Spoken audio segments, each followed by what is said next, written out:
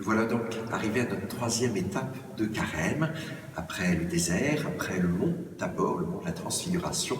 Nous voilà auprès d'un puits, le puits de la Samaritaine.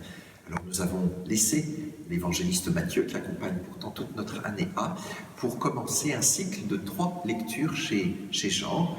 La Samaritaine, où on va découvrir que Jésus est l'eau vive, l'aveugle-né, où on va découvrir que Jésus est aussi notre lumière, et puis finalement, la résurrection de Lazare, on va découvrir que Jésus est bien notre vie, et ensuite notre parcours de carême arrivera presque à son terme. Alors aujourd'hui, avec la rencontre avec la Samaritaine, j'ai envie de mettre le focus sur les disciples, puisque nous sommes invités à être disciples missionnaires. Et là, eh bien, surprise, ce que font de mieux les disciples, c'est de n'être pas là, c'est d'être absents. Dès le début de l'évangile, ils laissent Jésus tout seul pour aller chercher le pique-nique, ce qui est plutôt sympathique. Mais s'ils avaient été là, sûrement que la femme, la Samaritaine, n'aurait pas osé approcher du puits. Elle ne serait jamais rentrée en contact avec Jésus. Alors voilà quelque chose qui est un peu étonnant pour nous. Notre premier travail de missionnaire, de disciple, c'est d'être absent. C'est de laisser Jésus rencontrer les personnes. J'ai déjà constaté ça souvent dans des évangélisations, c'est que lorsqu'on est trop nombreux, forcément, on fait peur aux gens. L'évangélisation commence toujours par quelque chose de très intime, de très personnel. Quelqu'un qui se retire un peu, qui est en prière, et puis quelqu'un qui pose quelques questions, qui entre en contact. Et puis parfois même, Jésus se débrouille tout seul. C'est très frustrant pour nous, mais j'ai déjà constaté que tous ceux qui se présentent pour demander le baptême, eh bien ce ne sont pas des personnes que j'avais travaillées ou que j'avais rencontrées ou à qui j'avais fait des propositions. Jamais, jamais, jamais. Jésus se débrouille tout seul pour toucher les personnes. Et ça arrive quand même de temps en temps que ces catéchumènes viennent parce qu'ils ont été touchés par un autre chrétien, mais pas toujours. Parfois c'est une émission de télévision, parfois c'est une réflexion dans un livre, parfois c'est un souvenir qui leur est revenu. Voilà, c'est très mystérieux comment Jésus parvient à toucher les personnes sans avoir besoin de nous. Notre première leçon pour nous, disciples missionnaires, c'est une leçon d'humilité, savoir se retirer, ne pas s'imposer. Et puis, quand les disciples reviennent, eh bien là, ils font gaffe sur gaffe. D'ailleurs, la pauvre Samaritaine s'en va tout de suite. Peut-être avait-elle fini son dialogue avec Jésus, mais peut-être aussi qu'elle n'a pas très envie de tout révéler à ces hommes un peu rustres qui arrivent. Et puis, d'ailleurs, ils sont pleins de préjugés. Ils se demandent bien pourquoi Jésus parlait avec cette femme, et en plus d'une autre religion. Et puis, quand Jésus leur dit qu'il a une autre nourriture, faire la volonté de son Père, les pauvres disciples n'y comprennent rien. Mais, les disciples ont quand même une mission, la nôtre donc, une vocation, la nôtre, c'est d'être témoins. Jésus leur dit, regardez le blé qui est en train de mûrir.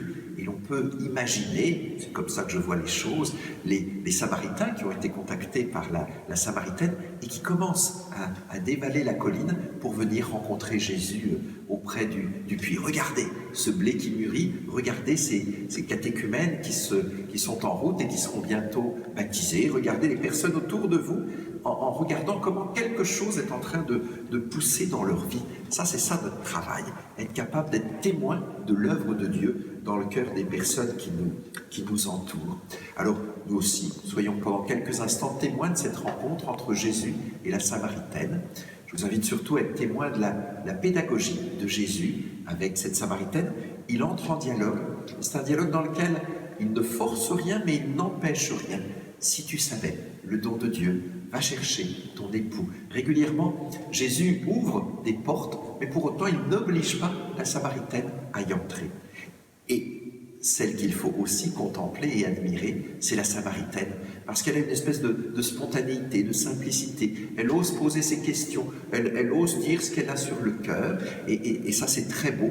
Et parfois, nous, chrétiens, nous ne savons pas trop faire ça. Par 2 fois d'ailleurs, à propos des disciples, Saint Jean précise, mais il n'osait pas poser la question.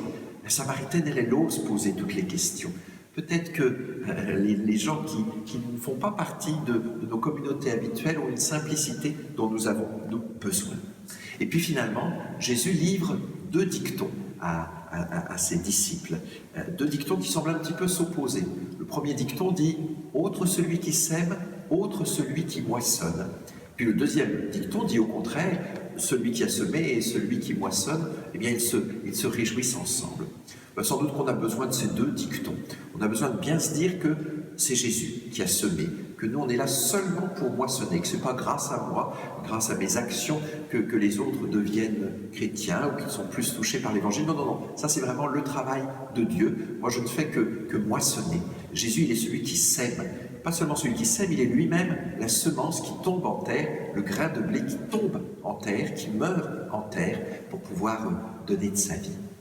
Mais le deuxième dicton, il est vrai aussi, c'est-à-dire que je peux me réjouir avec Jésus. Celui qui sème et celui qui moissonne peuvent se réjouir ensemble. Alors ça signifie quoi? Ça signifie que j'ai vraiment le droit de me réjouir lorsque je vois que Jésus a touché le cœur de quelqu'un. C'est comme si moi, avec Jésus, puisque je fais partie de son corps, j'ai touché cette personne. Et puis, à l'inverse, eh bien, quand j'évangélise, quand j'ai l'occasion au catéchisme de parler avec des enfants, à des gens qui se préparent au mariage, une rencontre impromptue, et bien vraiment, Jésus se réjouit avec moi, Jésus se réjouit en moi, et c'est cette joie-là qui doit dominer dans mon cœur, alors que cette semaine de carême soit marquée par la joie de cette source d'eau vive.